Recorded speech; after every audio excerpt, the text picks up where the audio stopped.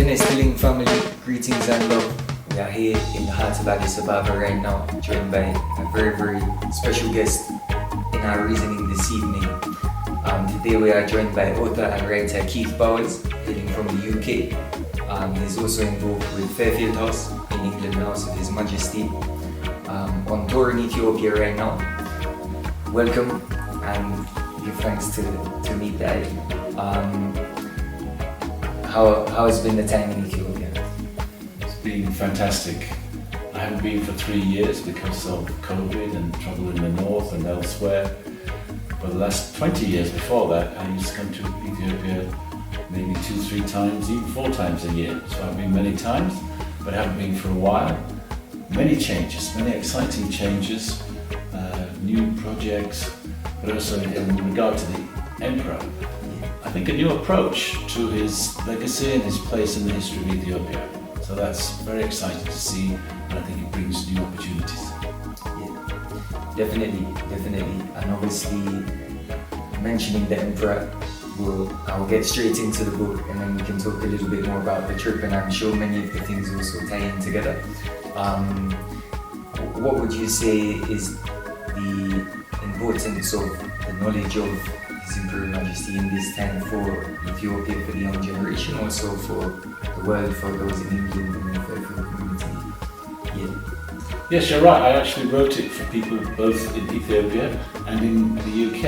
Yeah. Those in Ethiopia who knew about his role here, but didn't know much about England and his time in Bath. Those in Bath who maybe knew a little bit about his time in Bath, but had not much idea about what a fantastically diverse country Ethiopia is, and understanding where the Emperor came from and what happened to him after he came back, how the Fairfield House experience, the house he lived in Bath, how that impacted upon him. Yeah, for real. And one of the questions here in Ethiopia regarding this time is there's a lot of misconceptions. People think that His Majesty ran away or fled to escape from the war. So a work like this, I would imagine, is giving more detail on the reality of what actually was happening during that time, because we know it was quite a complicated situation, especially for His Majesty to be. Could you elaborate a little bit on that? Yes, absolutely. In previous times, previous generations, Ethiopian kings would either be killed in battle or continue their fight in the hills or kill themselves. The Emperor took a different view, a more modern approach, if you like. Ethiopia joined the League of Nations in 1923, and he felt that he could go and appeal to Europe, the countries of Europe, to protect Ethiopia against aggression. He called a council. It was heavily debated. Most people were in favour of his decision for him and his family to leave. Some were against and remained so all their lives. But it wasn't a running away, but I think it was something that weighed heavily upon him, actually, for perhaps quite a lot of the remainder of his life. Thinking that some people thought that he ran away, but in the end you could probably say his decision was justified, because in the end the Italians were pushed out, he got help from the UK and elsewhere, and aggression was defeated. Yeah, definitely. And that's one of the reasons I give thanks for those who are doing the work at Fairfield House, to also remember the legacy and the reality of when His Majesty was in England. So could you tell us a little bit about the League of Nations situation, and also some of the particular topics touched upon in the book Imperial Exile? Yes, well, I did go into his famous speech he made to the League of Nations. I think it was June, July 1936.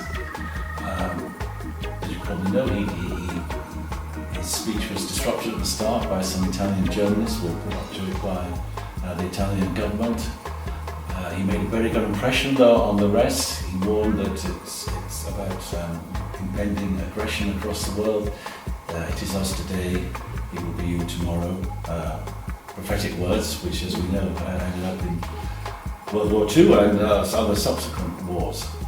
So that wasn't the only thing he did, but really his very good speech fell on deaf ears for various political reasons. And as a result, I think it dawned on the Emperor that he might have to stay in Europe long longer than he was expecting. I think he thought he could maybe just go back and he'd get international support, the Italians would be driven out, but he then had to put down some roots. So I go into the book about why he decided to stay in Bath. There are many factors. One of the interesting things, of course, is Bath is a city of hot springs, so is Addis Ababa. His Majesty loved hot springs. We just went at the weekend to Wando Genet and wallowed in the hot shower there. The Emperor had a weekend retreat there. These things made him feel at home, I think. Bath has a sort of regal past.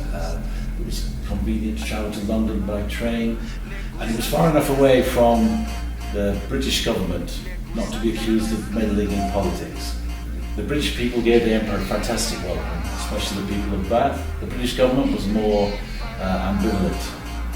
They were wanting to keep in with Italy, their traditional ally, and yet they also recognised that an injustice had been done against Ethiopia with this invasion. Brilliant. And so, like you say, His Majesty's decision to live in Bath was based on a lot of things. I know he writes in his autobiography about the view as well, reminding him of Harar, where he was born. And interestingly, when he came back to Ethiopia, he also built a new palace in Debre Zeit, which I believe he called Fairfield Palace, in remembrance of Fairfield House. You mentioned that you got to visit just the outside. Could you tell us anything about this second palace that was built? Yes, I mean it's a smaller villa really. It's not a huge palace. It's on the shores of Hora Lake, which is in a beautiful area with mountains around it. And even on this trip, I've been speaking to the Emperor's grandson, Prince Berda, who speaks very fondly of his time on the weekends with his grandfather. We spend time reading, talking, having guests along. And it's interesting. Another thing we've been doing is we visited the Jubilee Palace, which was built in 1955 to celebrate the Emperor's 25th anniversary of being crowned as Emperor. And we saw the renovation work there, and that is going to be turned into a museum about the Emperor, his collection of cars and all the things he's been given over the years by other governments. And at Wando Genet, we see his quarters there are going to be turned into a museum. And maybe one day the Fairfield Palace in Debre Zeit in Bishoftu will also be turned into a museum. We'll see. Definitely, that would be a blessing.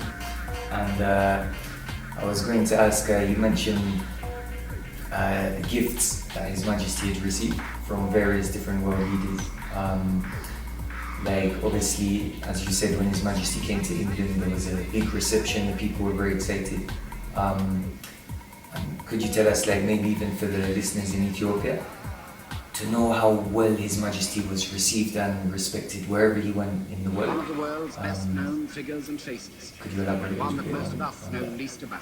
Yes, he established a house, Fairfield House in Bath. And one of the things I always like to stress, one of the important things was it was a family house. He had his children, some of his grandchildren together. They would play tennis, table tennis, go ride. McConnell, his second son, would charge around on his bike around the place. Because of that, they were able to make links with the community, through the children and grandchildren, through the schools. And so many people began to know them and know of them. The local council made efforts to support the Emperor, and he in turn made efforts to communicate with them, so that fitted in pretty well. And then he was invited to attend many events throughout Britain.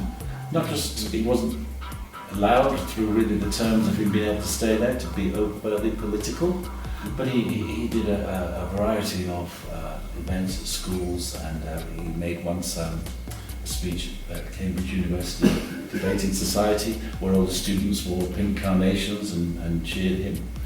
So he generally got a good reception. There were some people who politically opposed it, and as I say, in the British government, there were some people who were pretty outspoken against him. So it wasn't all plain sailing.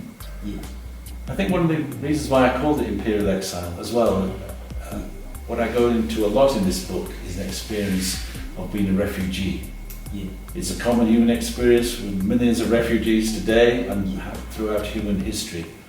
And I wanted to portray something of how he had dealt with this and how it must have weighed heavily upon him. Again, he told his grandson, Prince Debre, that this was one of the hardest times of his life and his experience. And so how did he cope with that? How did he cope with news that his son-in-law, who was in the Ethiopian army, had been summarily executed by the Italian invaders? How do you deal with the fact that he hears that possibly 19,000 residents of Addis Ababa have been massacred in a black shirt sort of riot after the Italian viceroy, there was an attempt on his life? How do you deal with that when you're away from your kingdom, your people, and you're dealing with different weather in Bath, different food, different expectations? Plus this weighing on him, would I ever get back? Yeah, definitely. And that's the thing, because it might be easy to think when His Majesty went to England, or maybe he was just sitting there and waiting for the war to end, but it definitely wasn't the case. We know he was constantly doing all that he could from that side to try and gain support. And then obviously in the end we know that when Italy and Germany became allied in the war, I think Britain then decided to involve somehow and to help remove Italy from Ethiopia. And this then, out of that came the Gideon Force. What could you tell us about this? Yes, I think the turning point really was Mussolini declaring war on Britain in the spring of 1940. That provoked a crisis in the British government, and Neville Chamberlain, who had been painted as an appeaser, someone who gave in, well not gave in, but didn't press for war to stop Hitler and Italy. Churchill became Prime Minister. He wanted a much more robust response. And I think he saw the possibility that in partnership with the Emperor coming back, that together they could raise up enough resistance in the country and strategically drive the Italians out. So it suited both sides. And it's interesting with Churchill, because I'm not sure exactly how he personally felt towards His Majesty and Ethiopia, but I've read some controversial accounts, let's say. And I read something about a plot, a secret plot. I'm not sure the full details of it. Secret plot by who? By Churchill and the English government to maybe use that regaining of Ethiopia also to their advantage. Of course, all national governments act in their own interests. That's the basis of international relations. Churchill saw an advantage that he could use, driving out the Italians from here, that it could help in the campaign in the rest of sort of North Africa. I think it's fair to say that when the British troops arrived, that they thought they were the occupying force and they would call the shots. The Emperor said, no, this is my country, and I will lead it and govern as I see fit. So there was quite a bit of tension for a year or two. For example, the British wanted all Italians to leave, not just military, but there was a huge civil service here, a huge army of road builders and other construction workers. The Emperor wanted some of them to stay because he thought, we've got to rebuild this country. He made what I think is one of the most magnanimous gestures in history probably, when he came back and announced, do not take revenge against the Italians, who committed some terrible atrocities, and that's a given, that's an absolute fact. And so he wanted some of them to stay, and some of them in the end did indeed stay, and some married Ethiopian women. And there's that sort of tradition continuing to this day. So, the role of the British government, not the British people, the role of the British government is not totally great all over this episode. Churchill himself, even in the 1930s, I think he once described the Emperor as being a good Ethiopian prince. That was the words he used. Okay. But of course he said we have to keep our traditional allies, the Italians, sweet. We can't afford to upset them. So he had a sort of bit of an ambivalent attitude, I think. What's interesting, of course, Churchill is now recognised in Ethiopia. There's Churchill Road and big thoroughfare here in the centre of Addis. Yeah, this is true. Yeah. You were talking about the Gideon Force. Family friend, the Sanford family were very involved in that. Tomorrow we're going north, maybe 120 kilometres or so, to one of the most important monasteries in Ethiopia, Debre Zeit monastery. Yeah, very. And on the way I think we will go through the Sanford's farm, where the Emperor used to visit quite regularly. And of course Debre Zeit was a scene of another Italian massacre in 1937. When hundreds of priests and other workers were massacred. And it will be interesting to see both the fantastic countryside with one of the Nile tributaries. Yeah, very beautiful place. Very beautiful place, but also important in the history of the Orthodox Church, and a place where, on his return to Addis, on his way, he called in there to pray and give thanks to God for delivering him safely back. Of course, the Emperor was a man of deep faith in the Orthodox Church, and this was very important for him to pray and to give thanks. And part of the decision to name the palace, the house in Debre Zeit, Bishoftu, I think was another example of gratitude. Yeah. That he would say that. He sent letters to people in Britain who'd helped him a lot. He invited some people in Bath to come and stay with him in Ethiopia. He sent letters when Bath was flooded in 1947 and sent a donation. And in fact, this last week, Bath has also been heavily flooded. So here we are again. Yeah.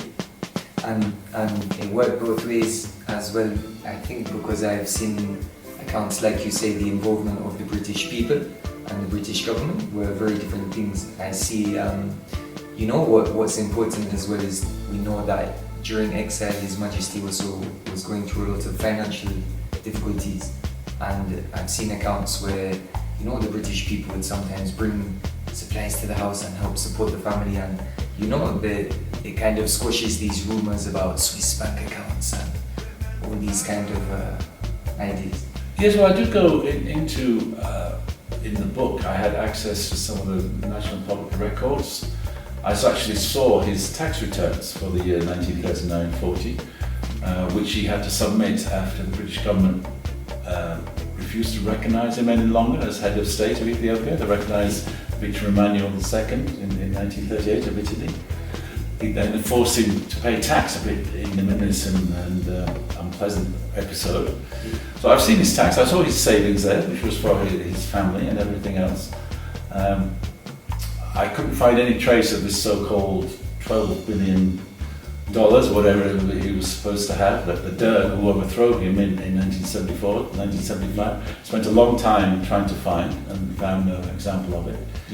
I think one of the issues is that at that time, we're in a different generation, a different perspective on financing, that because the Emperor had so many powers, there was a sort of mixture between what was his personal expenses and what was in the interest of the government. All this time was spent working for the government, if you like. And so that's where some of the confusion may come from. For example, there was a big argument with Cable and Wireless, who invested in the country, signed a contract with the Emperor. But then the Italians said, no, we're here, that's our money. So you can see it's not the Emperor's money, he signed a contract for Cable and Wireless to invest. So it's a bit of a difficult area to unpick, but I did see quite a few records there, his tax returns.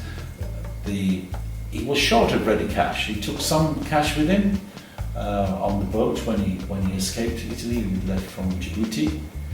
But that quickly disappeared. He was looking after family members, he was having to stay at hotels, he was looking after refugees and other exiles from Ethiopia who came to Britain. Many of them, his ready cash soon evaporated.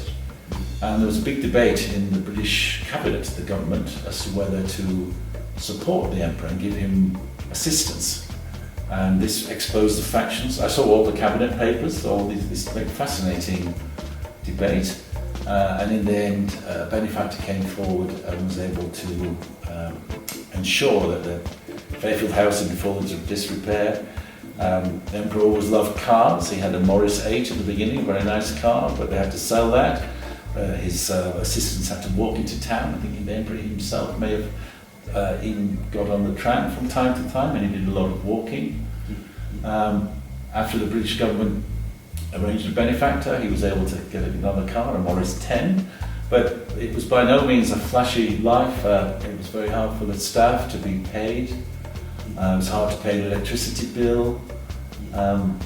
He wasn't poverty stricken. He still had sort of assets, and some in Bath and elsewhere in Switzerland, but not huge sums, and so it was a very tough, it was very complicated, the whole financial situation. I'll go into some of that, and but I think the main thing is it was a test of his faith. That's what I want to go into, that Job in the Old Testament, who was afflicted by many sufferings.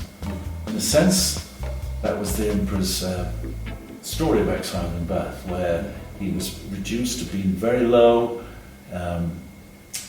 British government deserting him, terrible news from here. He broke his collarbone in a road accident. His wife came to Jerusalem for a while because she couldn't stand the climate, was unhappy. Would he ever get back? And then suddenly it all changes in a blink of an eye, and he's restored to his own kingdom. So it is that story of Renaissance, renewal, and redemption, I think is probably the right word for it. So I try and paint it in that as well. And there's some funny bits. It's not all sort of heavy finance and heavy politics and heavy emotional. There's some really interesting things like one regional newspaper described His Majesty as trying kippers, which is a type of fish in Britain which I don't like, and he tried that. People were always commenting on his clothes and his boots. He was always very sharply dressed, and British people were interested in that. There were details to say about his family. They liked playing music in the house, so it wasn't all doom and gloom, and it's a sense that he kept his spirit alive, which is an interesting thing. All refugees suffer terribly, and I hope this book will not only help people to understand His Majesty's tough time, but can sympathise with those who have to flee their country because of war or famine or pestilence or whatever it is. Yeah, definitely, and I give thanks for this work. Before we finish up, a couple more questions. So from your point of view as the author, as the one who has gone and done this research and produced this book, what is it that inspired you and really, ignited that passion to bring this story to words? Well, I had a passion. I've been to Ethiopia many times. I've worked here in training with radio, television, worked for Addis Ababa University, the School of Journalism and Communication, worked with aspiring filmmakers doing training. I really love Ethiopia. I've been outside Addis as well. It's a very varied, incredible country, rich in many ways. I moved to Bath about 10 years ago, and that's a beautiful city as well. Incredible, Roman Bath remains, and plus exquisite 18th century architecture, a lot of which still remains. And I wanted to find out about the Emperor's Exile, and I couldn't find much that put both sides of the story. That in a sense, when the Emperor's within Bath, Ethiopia is still in his head, he's still communicating, he's still thinking. And you can't begin to understand unless you look at both countries and both perspectives. And I was just excited to try and bring this story to life. This book has opened many doors for me and many fascinating and interesting people, and hopefully I may update it. I've given a lot of talks about it. People told me a lot of things, so I've seen many blessings myself. And it's one of the best things I've ever done in my whole life, I think. Yeah, I can say that's true. That's it. Thanks. One question I wanted to ask. I have here, let's even show for the camera quickly. Yeah, this is here's the cover. Imperial Exile. It's just come out recently. No, it's actually it's about 6 years ago it came out. Okay. But it still has, people are still interested at the Fairfield House in Bath, where I live. That's still on sale there. I did have a version published by Sharma Books here in Ethiopia. Okay. Well, that print run has run out. Because COVID has arrived, I haven't been able to try and initiate another run, which I'm going to attempt to do this week. There's some talk possibly of having an Amharic version, which would be great, I think, especially for young people to be able to see what went on in their national history. It's not just the story of the emperors, this is the story of Ethiopia. This was the government in exile. So, and today we've been to a couple of schools, including Menrich School, where the emperor attended as a 14-year-old, and talked to some heritage clubs there who were interested in finding out about the history of their country. Not just the emperor's exile period, but other facets of Ethiopian history. Because sometimes it hasn't been, enough looking back. It's always been moving on. But of course, we can learn from the past, and it helps create your identity about where you come from. So I think that's very important.